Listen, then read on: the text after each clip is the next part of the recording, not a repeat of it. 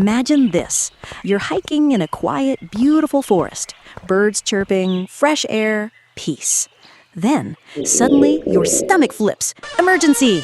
You reach into your pocket. No tissue, just a lottery ticket and a few $100 bills. Which one do you use? A tough call? Not in 1923 Germany. People just use their banknotes to start fires and keep warm, because in times of inflation, money is worthless. Yeah, you heard that right. This absurd scenario was once the daily reality for countless people. In 1923 Germany, people couldn't afford wallpaper, firewood, or toys. So they decided to DIY. Men used banknotes to paper their walls. Housewives used them to light fires. Kids played with them like building blocks. Workers rushed to spend their wages the moment they got paid, because if they waited another second, they wouldn't be able to buy anything. Sounds ridiculous? It happened to millions. So why exactly does inflation happen? If inflation is so terrifying, why do some economists say it's actually a good thing? This seems like such a simple concept, so why is it so incredibly hard to control? Today, we're going to dive deep into what governments and central banks are really thinking. Are you ready? Basically speaking, inflation is devaluation of money. The most common metric we use to measure it is the CPI, Consumer Price Index. It basically tracks the price trends of the everyday goods and services we use. The way it works, when you really think about it, is surprisingly simple. It's just when the amount of money circulating in the economy exceeds the economy's actual size. Too much money chasing too few goods. Naturally, prices are gonna go up. If that sounds a bit abstract, don't worry. Let me give you a quick example. Once upon a time, there was a pancake kingdom that produced 1 million pancakes a year. To make transactions easy, the kingdom issued 1 million units of currency. So one pancake was worth exactly 1 unit of currency. The next year, the people of the pancake kingdom worked even harder, and their productivity greatly improved. Now, they could produce 1.1 million pancakes. If the Pancake Kingdom's central bank was smart enough to keep one pancake still costing 1 unit, they should issue just 100,000 more units of currency. This way, the money supply and the goods supply match. Prices remain stable, and everyone is happy. But what if the Pancake Bank wasn't so smart? For example, to stimulate the economy, or because the king was spending lavishly, the Pancake Bank suddenly decided to issue an additional 1 million units of currency in the second year. Now, the total money circulating in the market has soared to a staggering 2 million units. Think about it, everyone. Originally, 1 million pancakes corresponded to 1 million units of currency. Now, there are 2 million units of currency chasing 1.1 million pancakes. It's like a bunch of starving people rushing for limited food. Everyone has more money, but there aren't enough pancakes. So what happens? Boom! The pancake's price just shoots up. One pancake now costs 1.81 units of currency. This is what we call a general and sustained increase in the price level. This process is inflation. But here's the thing. It's such a simple concept, yet nobody seems to get it right. You see, the primary goal of central banks worldwide, and for many, their only goal, is to maintain price stability. You can print as much money as you want, adjust interest rates however you like, as long as you keep prices stable and control that inflation rate. But they just can't keep it stable. Even institutions like the Fed and the European Central Bank, which gather the world's top economists, often have conflicting opinions internally. This issue is clearly not as simple as it seems. Let's elevate our thinking a bit. If we look at it from the perspective of an entire economy, money is essentially just a tool for circulation. So the purchasing power of that currency, whether this pancake costs 1 unit or 100 units, isn't that big of a deal. What we truly pursue is higher output. In simple, crude terms, higher GDP. It means everyone works hard every day, puts in effort, produces to generate more and better products and services. Then, as consumers, we can consume and enjoy these better products and services. This makes the entire economy run more efficiently, and that's what we're after. From a monetary perspective, how can we help achieve higher output? Well, normally, we think that since money is just a medium in the economy, you should keep it as stable as possible. Meaning, if you have, say, 100 units of currency, you should always be able to buy the same things. That stability helps the economy function. But slowly, some people discovered a bug in that thinking. Let's go back to the pancake kingdom for a moment. When the price of pancakes in the kingdom rose from 1 unit to 1.81 units, meaning your 1 unit of currency could only buy 0.55 pancakes, how did that affect different people? The government is a beneficiary. This is called the inflation tax. Imagine this. In the first year, King Pancake, wanting to build a new palace, borrowed 1 million units of currency from his people through national bonds. In the second year, with inflation, the 1 million units he owes now only have the real purchasing power of about 550,000 pancakes. So the king's debt burden has, out of thin air, been reduced by the purchasing power of 450,000 pancakes. Isn't that just a disguised inflation tax levied on everyone holding currency? Your money devalues, but the king's debt lightens. The winners, Richie Rick, the holder of quality assets, is thrilled. He's winning big time. Richie Rick owns a house in the most prime location in the Pancake Kingdom. In the first year, this house was worth 1 million pancakes, or 1 million units of currency. By the second year, Richie Rick's house probably didn't change in quality or usefulness. It's still the same house.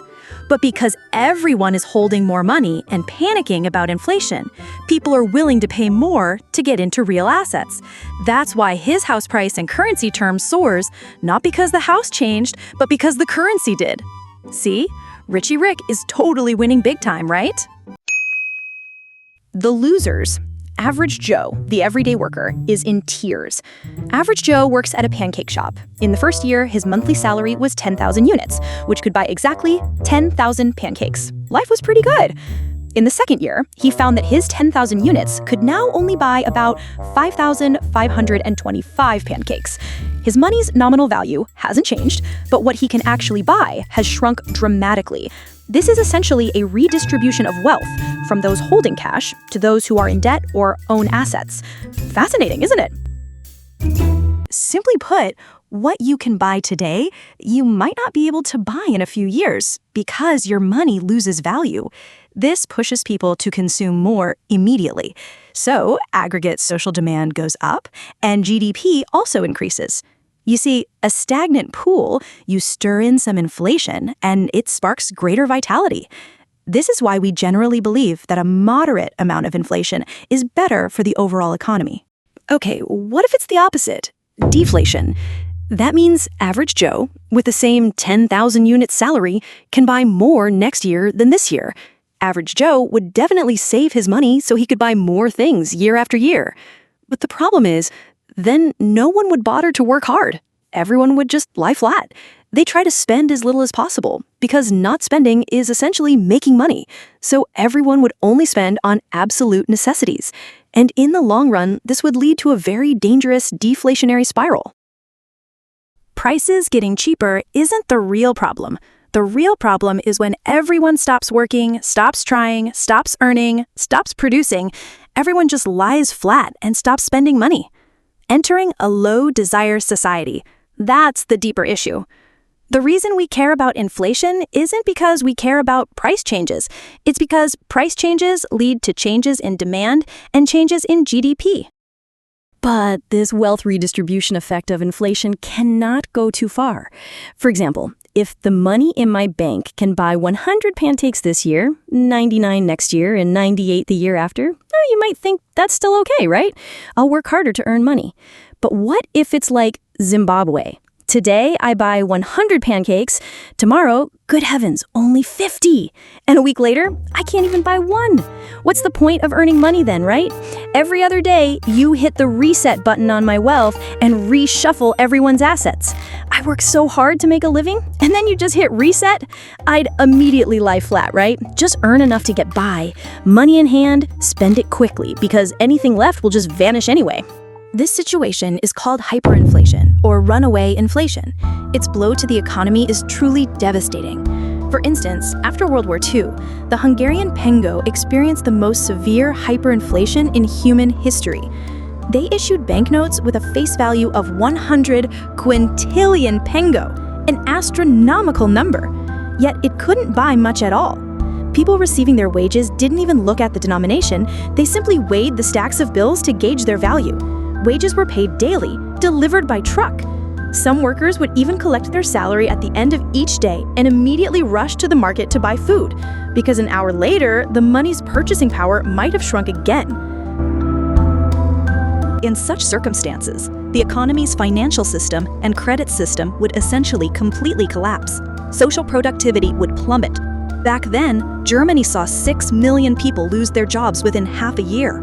This ultimately led to new currencies, military governance, political turmoil, and indirectly contributed to the rise of Hitler. Historically, countries that fell into hyperinflation, almost without exception, had to undergo arduous, comprehensive reforms and a complete reset to slowly recover.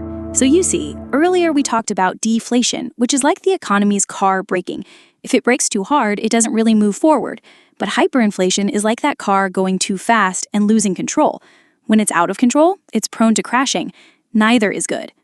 You see, we've just discussed the horrors of deflation and hyperinflation.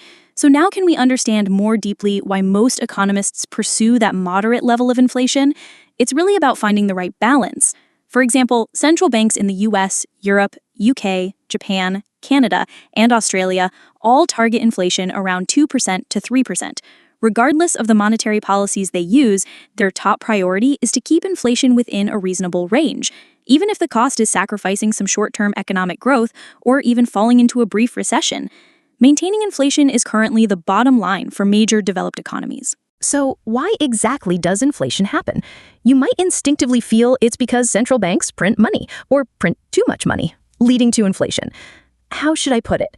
It's both right and wrong, or rather, not entirely right. Sometimes governments don't print money, but inflation still happens.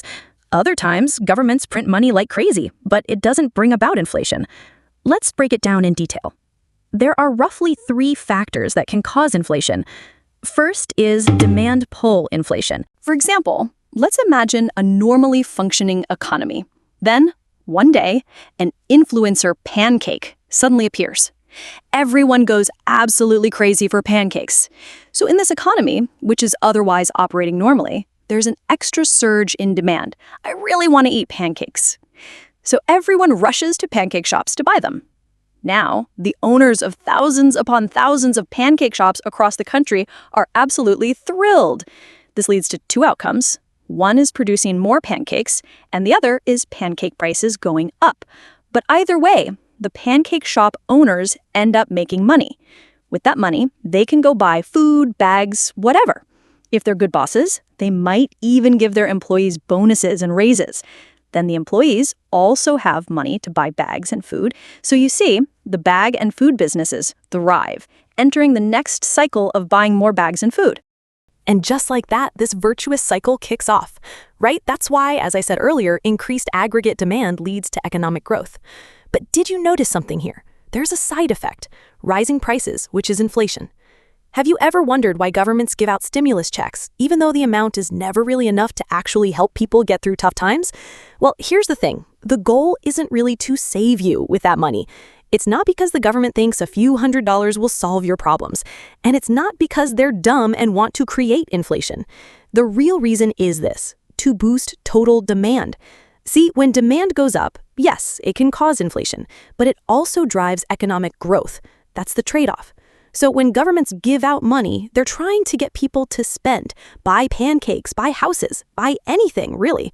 Because when people spend, businesses earn more, they hire more workers, and the whole economic engine starts spinning faster. Inflation isn't the goal, it's just a consequence. But here's the thing, stimulus doesn't always lead to inflation. The key is where the stimulus goes. Let's say the king decides to pump 1 million units of currency into the economy to boost demand, and suddenly everyone rushes to buy pancakes. Will the result always be the same? Not necessarily. If pancake shops have plenty of inventory and enough staff, then meeting that demand is easy. Customers come in, orders get filled, pancakes get made. No big deal. Prices don't need to rise, but output does. So what you get is GDP growth without inflation. Perfect. But flip the situation, imagine it's peak viral pancake season. Lines are already out the door. People are camping overnight just to get a bite. Now the king throws more demand into the fire, and what happens? Shops can't make more pancakes, so they just raise prices instead.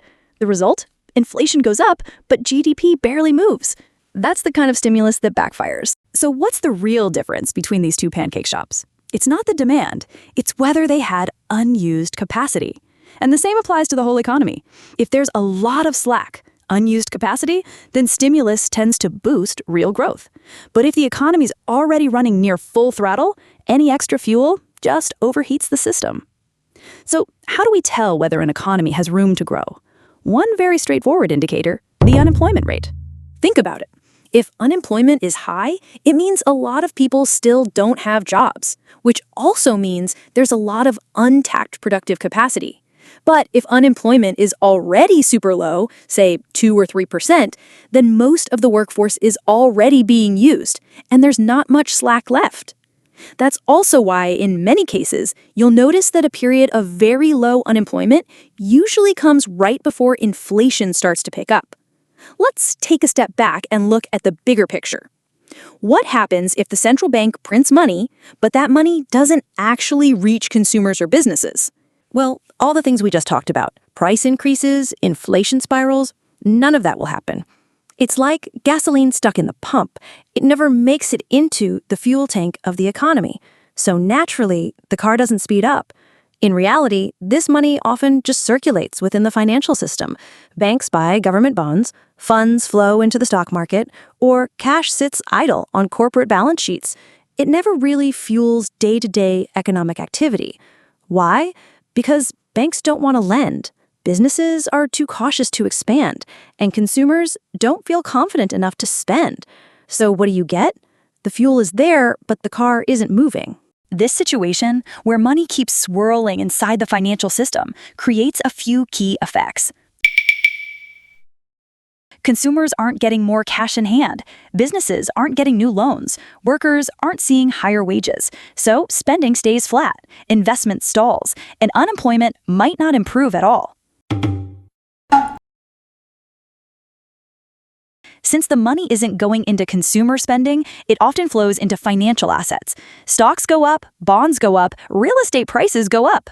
But bread prices at the corner store stay the same, and wages don't move. You end up with this weird disconnect, a booming Wall Street and a sluggish Main Street. Those who own assets benefit first from the loose money. Those without assets can't even get a loan. So, result, money keeps concentrating in the hands of financial elites, while ordinary people wonder, the central bank printed all this money, but where did it go? The central bank is clearly adding fuel, but the engine isn't responding. Over time, the central bank realizes just printing money isn't enough to stimulate real growth. That's when it turns to more aggressive tools, things like quantitative easing, fiscal coordination, or even direct cash transfers to households.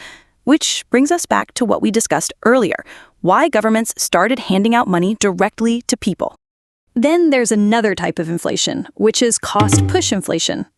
This one is also pretty straightforward. One reason is rising raw material costs. For example, if the pancake kingdom suddenly experiences a flour shortage, no matter how hard the pancake shop owner tries, they won't have the ingredients to bake pancakes. In that scenario, it'd be crazy not to raise prices. These price increases are then passed on to consumers. You see, this time, the price increase is different from the demand pull inflation we just talked about. Before, everyone wanted to eat pancakes, which drove up pancake prices. But this time, people's demand hasn't changed. The pancake's price just went up on its own due to higher costs. As a result, people will definitely reduce their pancake consumption. In other words, the price increase curbs aggregate demand. Everyone starts tightening their belts, social output declines, and GDP falls. So you can see this kind of supply-driven inflation is truly devastating. Not only do you have inflation, but the economy also takes a hit. At this point, the government is truly in a tough spot. It's basically all pain, no game. Third, and perhaps the most direct reason, is the supply of money itself. You might have a question. You might be thinking, is the government stupid? They see such high inflation, so why don't they just take a break, wait until inflation is controlled, and then stimulate the economy again with more money? Why do countless countries keep having inflation that goes to the power of who knows how many? Clearly, there's a vicious cycle at play here. It actually includes all three situations we just talked about: demand, cost, and money supply. Firstly, uncontrolled government money printing is usually caused by war or political factors. You'd think a government would resort to such crude methods as printing money to spend unless it was truly desperate. They definitely know the consequences, right? For example, as we just mentioned, Germany from 1920 to 1923 and Hungary from 1945 to 1946, weren't these all due to losing World War I and II, signing massive reparations, and being forced to print their own money? When the government printed money, the money supply increased, which fueled demand, leading to demand-pull inflation. But precisely because the government printed money too aggressively, inflation rose too fast. When it reached a certain high level, wealth redistribution became extremely rapid. This means people only cared about basic survival and never thought about saving money. Even if the government realized the horror of inflation and stopped the printing presses, people had already reduced their work. Social production started to decline, and goods became scarcer. What would that cause? Prices to go up. Isn't this what we just talked about? Inflation, caused by insufficient supply or cost-push inflation. And then inflation gets even higher, people work even less, goods become even scarcer, and inflation gets even higher. Inflation also has a very crucial characteristic that I've been holding back. Expected inflation leads to inflation. In other words, if the public and businesses generally expect prices to rise in the future, they will raise prices proactively or demand higher wages, which in turn fuels actual inflation. Central banks need to manage inflation expectations, but expectations themselves are notoriously tricky to pin down. This is also why when we see many central banks trying to control inflation, it's not just about interest rates and quantitative easing. There's also a very important point. They need to manage people's expectations. Just look at Fed Chair Jerome Powell. Every time he came out to speak, he appeared very calm. Even when inflation hit 5% in 2021, he still said it was transitory. Later, inflation data just kept getting higher month after month, completely proving him wrong. But he still came out very calmly and said, "We are strongly committed to bringing inflation down." He was essentially telling the market, "Don't panic, I'm here. Inflation will come down. Don't be afraid." You see, once you understand this what you fear you get principle of inflation, you'll know that his confidence is actually part of his job. Because regardless of the inflation level, once an expectation is formed, it's really hard to shift. Once it goes up, it's hard to bring down. And it tends to get higher and higher. And once people form that expectation for deflation, then deflation is also very likely to spiral deeper. Phew.